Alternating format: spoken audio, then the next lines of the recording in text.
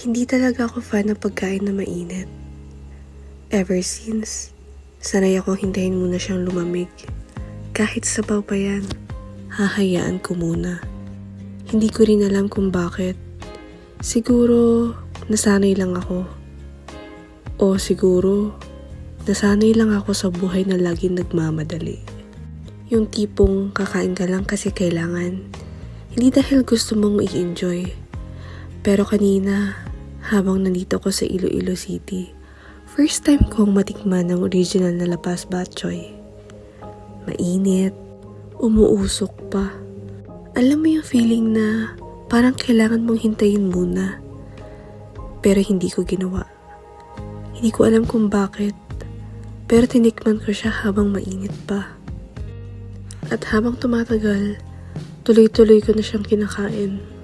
Hanggang sa napansin ko, naubos ko na pala.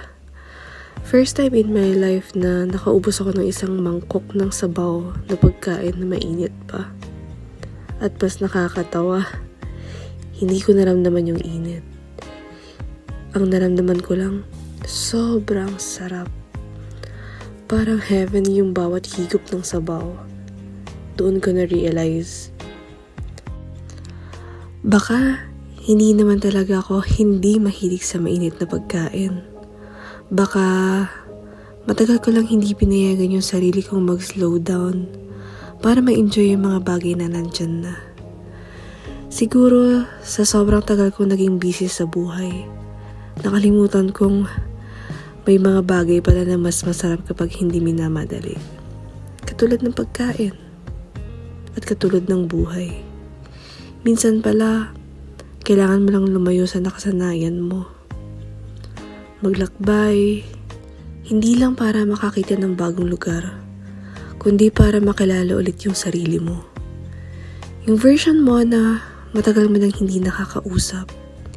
Yung version mo na marunong pa palang mag-enjoy ng mga simpleng bagay. Katulad ng isang mangkok ng lapas batchoy sa isang lugar na hindi mo naman inaasahang pupuntahan. Siguro, kaya ako nagtatravel ngayon. Hindi lang para sa views, hindi lang para sa content. Nagtatravel ako para makilala yung version ng sarili ko na dapat matagal ko nang nakilala. Kung nag-isip lang sana ako ng mas maigi sa ilang desisyon ko noon. Pero siguro ganun talagang buhay. May mga bagay na hindi mo agad mauunawaan. Pero kapag naglakbay ka, unti-unti mong makikilala ulit ang sarili mo. Isang lugar, isang kwento. At minsan, isang mangkok lang ng lapas batchoy ang kailangan para maalala mo na pwede ka palang mabuhay nang hindi nagmamadali. Baka kaya ako nagtatravel ngayon kasi hinahanap ko pa rin yung version ng sarili ko na dapat matagal ko nang nakilala.